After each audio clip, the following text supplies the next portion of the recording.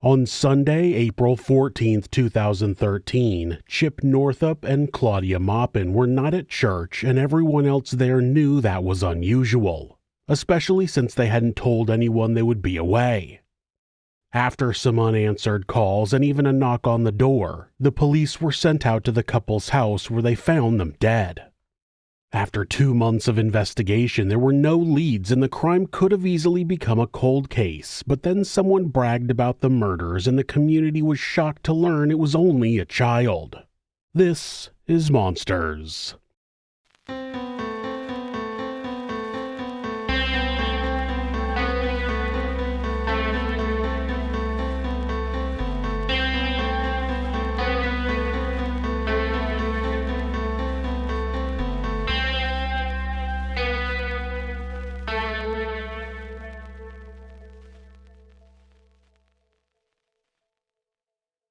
Daniel Marsh was born on May 14, 1997 to Bill and Sherry Marsh and grew up in Davis, California. Davis is a medium-sized city located just west of Sacramento. It has a large student population as the home of the University of California, Davis. It also has a strong cycling community and became the home of the United States Bicycling Hall of Fame in 2010. Daniel was the younger of 2 siblings with a sister named Sarah who was 2 years older than him. Their family was rocked when Daniel was only 9 years old when his mom took off with a woman she was having an affair with. That woman happened to have previously been Daniel's kindergarten teacher. When she returned a few months later, she and Bill got a divorce and the kids started going back and forth between the 2 parents.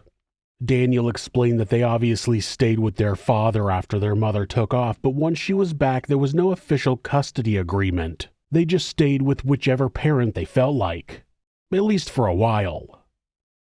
When Daniel was 10, his father had a heart attack and the boy performed CPR on him, saving his life. He received an American Red Cross Heroes Award, which could have been the beginning of a promising life, but it wasn't enough to counter the negative effects of his parents' divorce. Daniel said he became depressed not long after his parents split up. When he was 12 or 13, he was diagnosed with clinical depression and prescribed a number of medications: Wellbutrin and Zoloft, which are common antidepressants, and Abilify, which can be given to help manage the side effects of the other drugs. He said it helped at first, but has since plateaued. So, describe how you feel at that point where you left at. Is that a good place? Well, it's better than before. Before I was, I'd wake up and I didn't want to be alive and I didn't want to get out of bed. I didn't have any motivation to do anything. And now I get up, I shower, I get cleaned up, I take better care of myself, I eat better. Basically, it pulled me out of rock bottom and put me on put me on my feet, I guess. That's a lot. Yeah, when you talk about rock bottom, I've spoken to different teenagers and adults as well. Rock bottom can mean many different things, and what is that to you? Never feeling happy, just constantly feeling miserable, wanting to die, having such bad feelings of depression that it actually starts to physically ail you and you start to hurt, like your bones hurt and it weighs you down. You just want to die so badly, but you can't. Daniel said he never had a lot of friends, but his depression caused him to push the ones he had away. On top of that, he was bullied. Well, I never really had that many friends. I was I was that loner kid that, there's always that one outcast. I was that one. And so I've always only had a handful of friends, and lately, because of the crap that's been happening, I've got 2 or 3 left. Okay. So some of the crap you were telling me earlier about what's going on with you. Okay. So 2 or 3 friends? Yeah. Okay. You refer to yourself as the loner. Yeah. What did that mean to you? Well, the other kids, they, pick on me, make fun of me, and so I'd sit in the corner, basically. I wouldn't talk to anybody. I'd just do my work and wait until I could go home. What were you getting picked on for? Well, at the time, I was actually kind of chubby, and so they gave me crap for that. And I have kind of a weird, dark sense of humor, and so looking back on it, I was kind of a weird kid, and a creepy kid in a way, but I'm not sure exactly what it was. They just didn't like me. When Daniel was 13, he began seeing a counselor, and his parents said he had nightmares and that he suffered from social anxiety. Like many teenage boys, Daniel retreated into a world of video games and music. He did take up martial arts and became a first-degree black belt in Filipino martial arts. He said having something like that to focus on was helpful in improving his mental health, which makes sense. Martial arts can be a good way to clear your mind and focus your energy on something other than your thoughts, whether those be as bad as wanting to kill people or just stress from work or life events.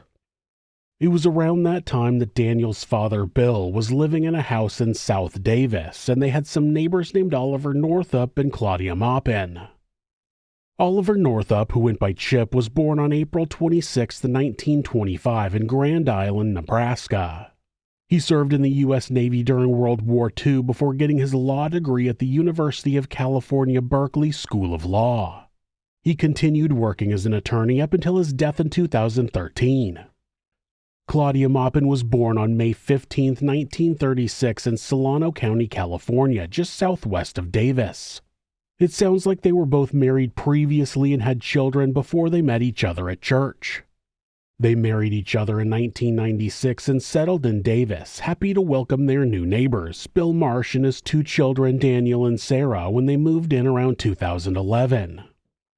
Daniel said they hadn't lived there long before moving again, and then, when he was 14, his father kicked him out of the house for his drug and alcohol use. At that point, Daniel stayed exclusively at his mother's house, which was in the same South Davis neighborhood as the house his father had lived in previously. By the time Daniel was 15, he was having extreme intrusive thoughts about killing people. He would eventually tell investigators that those started when he was pretty young. When I was 10, I thought about and plotted about killing a woman that my mother left my father for. Your kindergarten teacher? Yes. Because you were so angry at her? Yeah. Okay. I saw her as the reason that my family was ripped apart, and in a way she was a big part of that. So she was going to be held responsible. Okay? So what were you going to do at age 10? What was your plan? I was going to slit her throat. Okay? How were you going to do that? I knew where she lived. She came over frequently. I didn't, at the time, really. I was 10. I didn't have a plan. Okay. Did you ever take any steps towards that one? Did you go to her house and try to get in any night, or at least watch what her habits were? Or did you have a knife at the time? Well, I had access to knives, but I didn't have one I could call my own. Okay. So when's the next time that you remember thinking about killing someone? Tim? 7th grade. And who was that? It wasn't anyone in particular. It was just I thought about everybody at that school gave me so much shit that I just thought about just showing up one day and see how many I could take out before they took me out. The anger was boiling over. Yeah. Did you ever, how far did you get in that one? Did you ever try to find a gun? Yeah, I tried, but I didn't really succeed. Does your family have guns? Your dad doesn't have any? When was the next time you remember thinking about killing someone?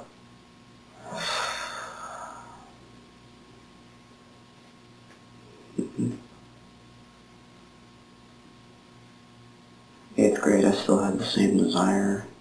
School. This is middle school now? Yeah. 9th grade is when it got more intense. Every time I look at someone, in my mind, I see flashes of images of me killing them. Okay. In numerous ways, in numerous horrible ways, doing terrible things. I can't help it. It's just what comes into my head when I see them. I don't want it to. I don't like that it does, but it does. Right. And that's around the time that started. These were other people at school, or students? It's with everyone. Everyone. Everyone I look at. Okay. Family members? Family members. Loved ones. It doesn't matter. It's fucking disgusting, but it's how it is. His dangerous feelings eventually took over and Daniel finally gave in. In the early morning hours of April 14, 2013, Daniel left his mother's home and walked around his neighborhood looking for unlocked doors or windows. He made his way from his house on Lillard Drive and first headed west to the Renaissance Park Apartments. Having no luck there, he walked back the way he had come and made his way north to Cowell Boulevard, where, after he walked by the house he had once lived in with his father, he found the opening he was looking for. An open window in the house that Chip Northup and Claudia Mopin lived in. He was wearing all black, which was his usual uniform as a depressed, angst-filled teen, but he had added a couple other items. He was also wearing black gloves and a black ski mask which he had stolen from a Big 5 sporting goods store. He had brought a hunting knife with him that he would later describe as looking just like the knife from the movie Scream. He used the knife to cut the window screen and enter the house. Inside, he carried out his fantasy before returning home. April 14th was a Sunday, and Chip and Claudia were strict churchgoers. So much so that their absence from the pews that morning raised alarms with other parishioners. Chip's daughter called the house but got no response, so his son went and knocked on the door. When he got no answer, he assumed they went out of town and left. Later that evening, Claudia's daughter, accompanied by a police officer, arrived at the house where she found a window on the back of the house open and the screen cut. That was when the bodies were discovered, laying in their bed covered in blood. Unfortunately for investigators, there was no evidence left at the scene. No fingerprints, no fibers, no footprints, no clues. Daniel had committed a crime that he would never have been linked back to. If only he could have kept his mouth shut. That same day, he told a friend that he had committed the murders, and then, the following day at school, he bragged about it some more. After that, he told his girlfriend about it, which led her to break up with him at the beginning of June. In yet another case where kids knew about a crime and didn't immediately report it, they claimed they were afraid of Daniel. A few weeks after Daniel's girlfriend broke up with him, he broke into her house by climbing through the dog door, which made the girlfriend fear for her life. That's when someone in the group of friends told Bill about what his son had done, but he didn't believe the claim. After that, the teen went to the police and reported what he knew about the crime. Daniel was brought to the police station for questioning on June 17, 2013. His interview is just over 5 hours long, and unlike many interview videos that have long periods where the suspect is just waiting in the room, almost all of this video has Daniel talking to someone. He talks to a police detective for a while, and he talks to an FBI agent for a while, or both are in the room with him. They ask him about his family history and then ask him if he knows anything about the couple who were murdered. He explained that he knew that an older couple had been murdered and that they used to be his father's neighbors. He told the detective that he thought he heard they had been beaten to death but didn't know much else. They asked him what he had been doing the weekend of the murders, and he said he probably just stayed home playing video games and playing on his guitar. He also said that he was normally asleep by 10 or 11 p.m. They tried to get specific details out of him, like what games he was playing and who he had talked to, but Daniel pointed out that it was 2 months ago. It was reasonable for him to not remember those exact details, and he was right. That didn't stop the investigators from pushing for more information. What exactly are you guys trying to hit from me. Well, here's where kind of concerns are, Dan. People who are much more tech savvy than me, because I'm just an old guy, I don't know anything about anything, found this thing called Tumblr. And your Tumblr page, is that the right term? Yeah. Yeah. Tell me about that. How did that come to be? Tumblr? Mm-hmm. I heard about it. I made one. Okay. So describe to me the stuff that's on there. On my page or on Tumblr in general? On your page, yeah. Song lyrics, things like just miniature things about like what I feel. A lot of stuff from horror movies, because I like horror movies. Gore. That's pretty much it, just music and scary stuff. Horror movies and gore, yeah. Yeah. Seems like there's a lot of that on there. Well, since I was a little kid, I liked horror movies. I've been watching them, like, for a long time. And so the rumors that he's referring to are people saying specific things about what you have told other people. well, what? What would that be? That you were there, that you did those murders. Me? Mm-hmm. That's ridiculous. Why is it ridiculous? I'm a kid. No, that's... Well, like, I don't hurt people. Like, you can ask anyone around me. I'm a compassionate, affectionate person. I care about people. I don't want to hurt them. I mean, yeah, they piss me off sometimes, and they do some messed up shit, but I care about people. I know there's probably some people that you do care about. And as far as being a kid, Dan, I mean, last month, where am I now? I was up in Calaveras County. Did you ever see anything in the news about that? About a 12-year-old boy who murdered his sister. He stabbed her to death in their house. Really? And tried to make it look like an intruder had done it. For a 15-year-old, Daniel's actually quite bright. The investigators told him that his friends claimed that he had told them about the murders and that he gave them details that only someone who was there would have known. Daniel responded by asking why that person wasn't a suspect then. If they had those details, how did the investigators know that they aren't the murderer? Which is a good point. Unfortunately for Daniel, they had more information than just the word of another teenager. They didn't just talk to that person and turn around and immediately interview Daniel. They talked to the other people around him, such as his ex-girlfriend. Daniel claimed that they had broken up because she cheated on him, but they had already talked to her and knew that he had bragged about the murder, and that was why she broke up with him. They also knew that he had broken into her house. The thing that did make Daniel stupid was when he proclaimed himself a compassionate person and suggested that investigators should ask around about him. I mean, they'd be asking the same people that turned him in, so it wasn't really a great suggestion. From there, he tried to place the blame for the murder on his friend Alvaro. He told the FBI agent that Alvaro had killed a cat and that he was the type of person who would kill people. From that point in the interview, Daniel digs his heels in and maintains that he did not commit the murders and he did not describe the murders to anyone. Eventually, they were able to get a DNA sample and take his phone and his boots from him. They explained that they would be able to examine the boots for microscopic blood drops and that his cell phone location data would show where he had been at the time of the crime. It seems that Daniel realized he would eventually get caught and he finally admitted to the murders. It was at that time when they asked when he had first started thinking about killing people. Then the agent asked when was the first time he had thought about killing Chip and Claudia, but he responded that he hadn't. He had never previously planned on murdering them. He just walked around until he found a house that he could get into easily. That night, I couldn't take it anymore. I had to do it. I lost control of myself.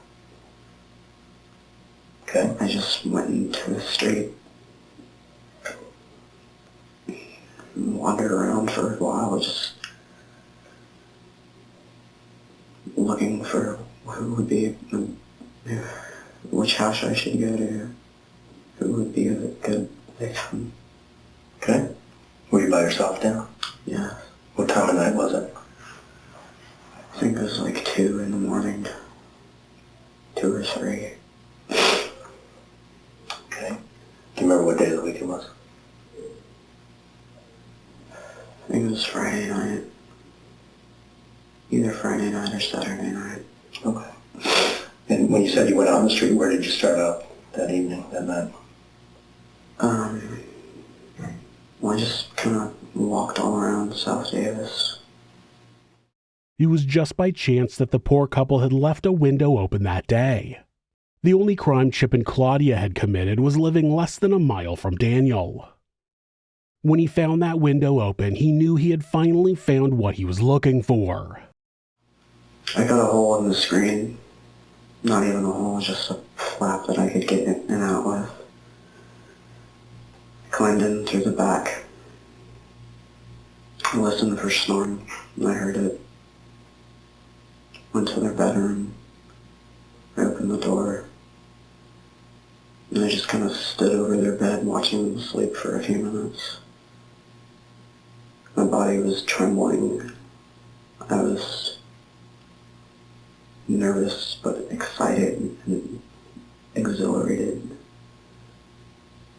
I was actually going to do it. I was there. It's finally happening. It was almost like an out-of-body experience. I didn't feel like I was really there, like it was real.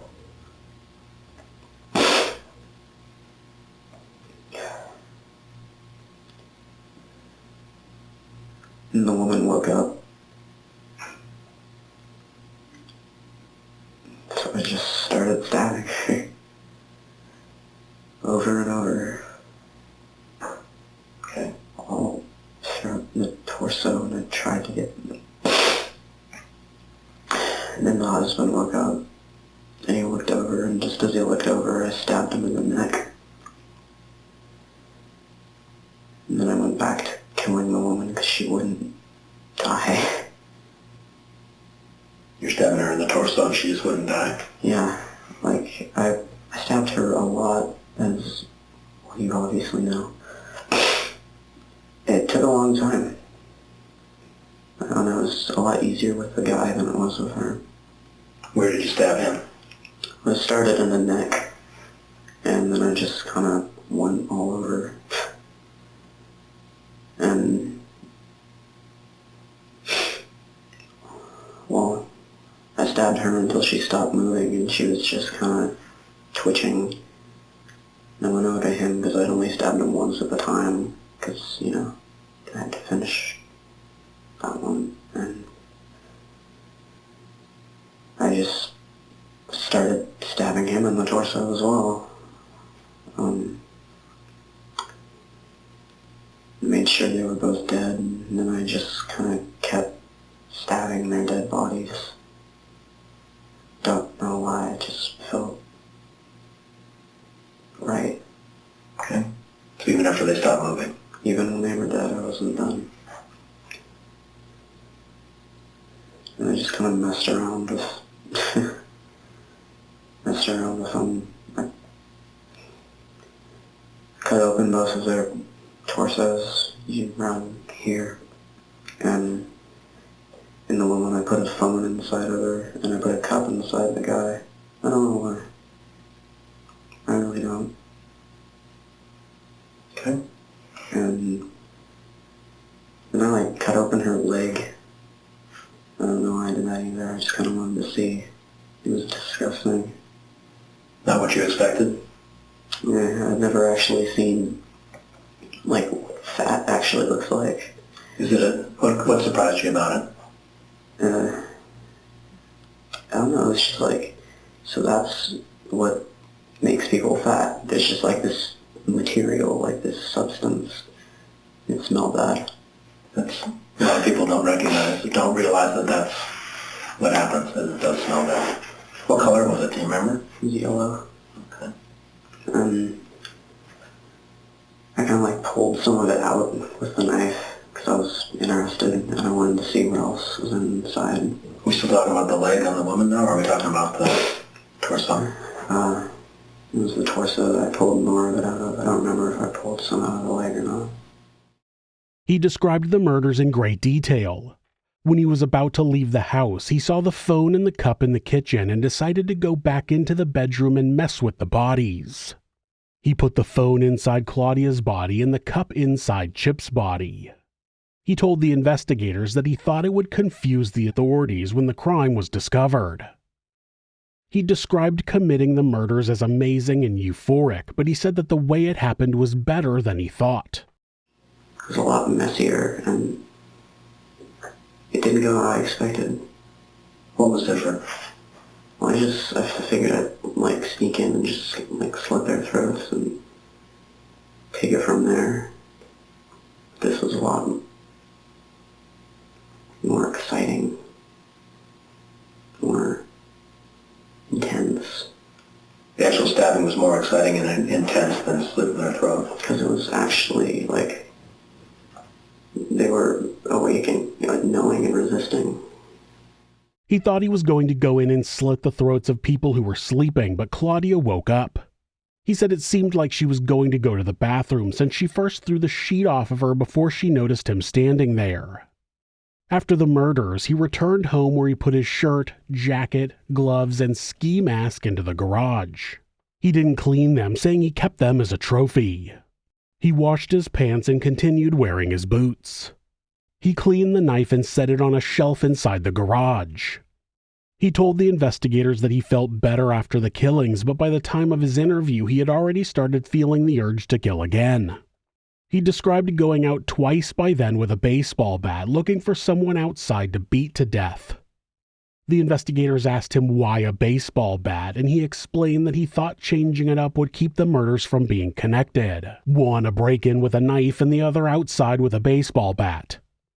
If he hadn't bragged about his first murders, he quite possibly would have gotten away with another one. Once he had fully confessed, he asked the investigators if he would get the death penalty, and they said it was unlikely, but the actual answer is a hard no. The U.S. Supreme Court ruled that minors cannot get the death penalty in 2005.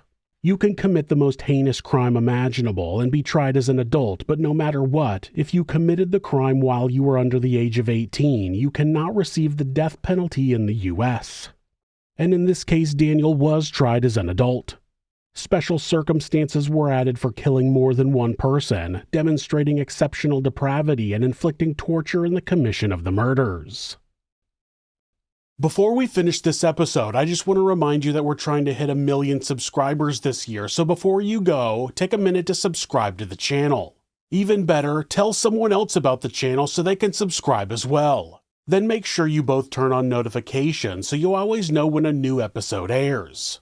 You can also support the channel by checking out our merch at thisismonsters.com. A link is in the description. Your support is appreciated. Despite making a full confession, Daniel pleaded not guilty, which was eventually changed to not guilty by reason of insanity. He was examined by a psychiatrist who Daniel threatened to kill during the meeting. The doctor reported that Daniel definitely suffers from mental illness, but he is not insane based on the definition by a court of law. He knew what he was doing at the time was wrong. Daniel's defense claimed that side effects from the medications he was taking triggered uncontrollable violence. The jury didn't buy it, and they found him guilty on all counts. On top of minors being ineligible for the death penalty, they're also not able to be sentenced to life in prison without the possibility of parole. They have to at least have parole eligibility, though that doesn't mean they will ever be granted parole. Daniel Marsh was sentenced to life in prison with parole eligibility after 52 years. What makes a person so young have the overwhelming urge to kill?